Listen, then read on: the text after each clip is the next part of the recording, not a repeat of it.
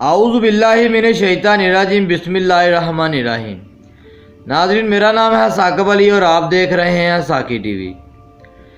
ناظرین، کچھ واقعات ایسے ہوتے ہیں جن پر ہم اپنے آپ پر جتنا بھی کنٹرول کر لیں کنٹرول نہیں رہتا اور ہماری آنکھیں بھیگ ہی جاتی ہیں۔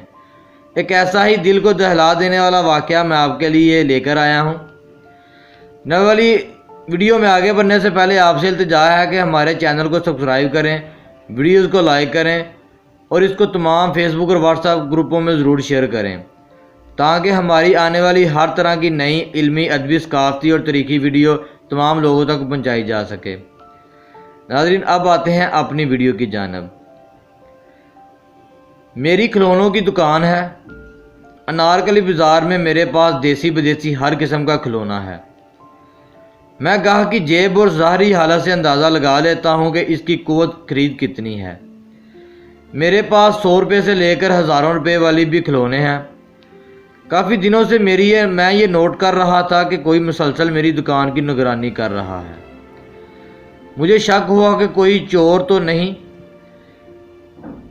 آخر ایک دن میں نے اسے جا لیا۔ ارے یہ کیا؟ یہ تو کوئی بچی تھی۔ 6-7 سال کے ہلکے گلابی اور نیلے رنگ کے پھٹے ہوئے فراق اور پجامے سے معلوم ہو گیا کہ کوئی فقیرنی تھی۔ میں نے اسے ڈانٹ کر پوچھا، اوے تو میری دکان میں کب گھسی؟ اس کا رنگ اڑ گیا۔ بیچاری تھر تھر کانپ رہی تھی، مگر مجھے کوئی ترس نہیں آیا۔ یہ سب فقیر جان کر اپنے بچوں کو ایسی حالت میں رکھتے ہیں تاکہ لوگ ترس کھا کر زیادہ بھیک دیں۔ دکان سے کوئی چیز تو نہیں اٹھائی؟ وہ نفی میں سر ہلانے لگی۔ اس کی آنکھوں میں آنسو بڑے ہوئے تھے۔ اگر دوبارہ ادھر نظر آئی تو بہت ماروں گا اور پولیس میں دے دوں گا، چل دوڑ جا۔ دکان میں گاہکوں کی موجودگی کی وجہ سے میں نے اسے دھکے دینے سے گریز کیا۔ وہ معصوم بچی دوڑتی ہوئی میری دکان سے باہر نکل گئی۔ چور ہوتے ہیں جی، دکانوں میں گھس کر دکانوں کو سارا حال معلوم کرتے ہیں، پھر ان کے بڑے دکان لوٹ لیتے ہیں۔ میری دکان میں کھڑی بیگمات نے میری ہاں میں ہاں ملائی۔ اگلے دن میں نے جب دکان کھولی تو وہ دکان کے باہر کھڑی تھی اور شو کیس میں لگے کھلونوں کو دیکھ رہی تھی۔ تو پھر آ گئی؟ صاحب جی، میں نے سنی انسنی کر دی۔ اے کھڈونا کنے دا ہے؟ اس نے پنجابی میں پوچھا۔ میں نے اسے جواب نہ دیا۔ وہ پھر بولی، صاحب جی تو ادھر سے جاتی ہے کہ نہیں؟ میں نے اسے بازو سے پکڑ کر پیچھے دھکیلا۔ گندے ہاتھ نہ لگانا شیشے کو۔ وہ زور کا جھٹکا لگنے سے گر گئی۔ کمزور سی تو تھی وہ۔ او والا کھڈونا کنے دا ہے؟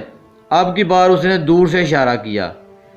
میں نے اسے بھگانے کے لیے رقم 3 گنا زیادہ بتائی، 20,000 روپے دا۔ یہ انسانیت فطرت ہے کہ غریب کو اس کی غریبی کا احساس دلانے اور اپنی برتری ثابت کرنے کے لیے ہم امیر لوگ اکثر اپنی قیمتی اشیاء کی قیمت بھی زیادہ بتاتے ہیں۔ وہ ڈال ہاؤس کے بارے میں پوچھ رہی تھی۔ رقم سن کر اسے سمجھ ہی نہ آئی کہ 20,000 کتنے ہوتے ہیں۔ دور کھڑی رہی۔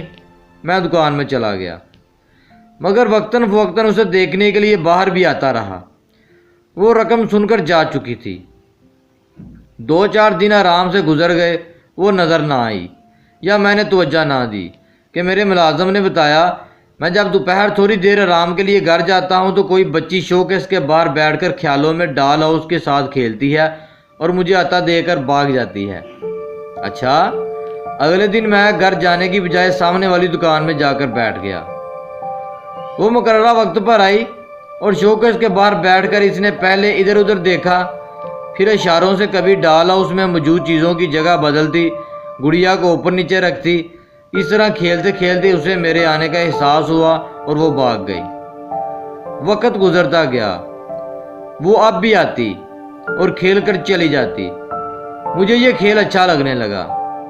کبھی چاہتا اسے کھلونا دے دوں، مگر پھر میں اسے کھیل سے محروم ہو جاتا، یا پھر میں اتنی اخلاقی جرت نہیں تھی کہ میں اتنا مہنگا کھلونا ایک فقیرنی کو دے دیتا۔ میں نے اس کا کھلونا نہیں بیچا۔ کئی گاہکوں نے مجھے کھلونے کی منہ مانگی قیمت بھی دینے کی کوشش کی، مگر میرا دل نہیں چاہا۔ میرے سامنے اس کا میلا سا چہرہ آ جاتا اور میں چاہتے ہوئے بھی ڈال ہاؤس بیچ نہیں سکا۔ اس نے آنا بند کر دیا۔ سال بھی تو کتنے بیت گئے۔ میرے بیٹے نے ڈال ہاؤس کو شو کیس میں سے ہٹانے کے لیے کہا تو میں نے ہٹانے نہیں دیا۔ ہو سکتا ہے وہ آئے، مگر اب تو وہ بہت بڑی ہو گئی ہوگی۔ احساس ندامت جینے نہیں دیتا۔ کاش میں اسے ڈال ہاؤس دے دیتا۔ اسے ڈھونڈنے کے لیے کچی بستی بھی گیا، وہاں تو سب کی شکلیں ایک جیسی ہیں، وہیں گندے میلے چہرے اور پھٹے پرانے کپڑے۔ مگر پھر ایک دن وہ آ گئی۔ میری دکان میں ایک نوجوان لڑکی داخل ہوئی۔ اس کے رنگ ڈنگ سے لگ رہا تھا کہ تعلق اس بازار سے ہے جسے ہم شریف اچھا نہیں سمجھتے۔ ساتھ اس کا ملازم بھی تھا۔ یہ گڑیا گھر خریدنا ہے مجھے، وہ بولی۔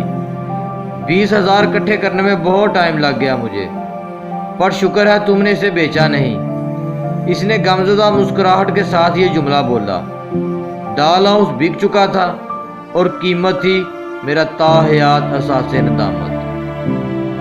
ناظرین، اس طرح کی مزید انفارمیٹیو، علمی، ادبی اور ثقافتی ویڈیوز دیکھنے کے لیے ہمارے چینل کو سبسکرائب کریں اور ہماری ویڈیوز کو تمام فیس بک اور واٹس ایپ گروپوں میں شیئر کریں تاکہ یہ ویڈیو تمام لوگوں تک پہنچائی جا سکے۔ اسی کے ساتھ اپنے دوست کو اجازت دیجیے۔ اللہ حافظ۔